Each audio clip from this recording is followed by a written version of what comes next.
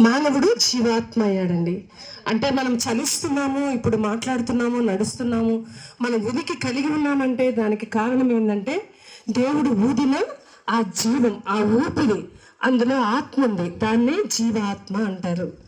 మరి ఈ భూమి మీదకి మనము ఉనికి కలిగి దేవుని ఆత్మను కలిగి ఈ భూమి మీదకి తీసుకురాబడ్డాము. అయితే దేవుడు ఆయన స్వరూపంలోనే మనల్ని సృష్టించుకున్నాడు. ఎంతో ప్రేమించి ఆయన కొరకు ఈ భూమి మీద జీవించాలని కోరుకొని ఈ భూమిని సృష్టించాడు. ముందుగా మానవునికి కావలసినవన్నీ కూడా ఈ భూమి మీద ముందుగానే సృష్టించాడు.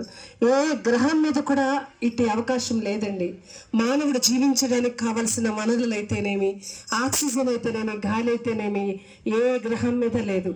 కేవలం భూమి మాత్రమే ఉంది. ముందుగా భూమిని సృష్టించి భూమి మీద అవన్నీ సమకూర్చి మానవుణ్ణి ఈ భూమి మీద తీసుకొచ్చాడు దేవుడు.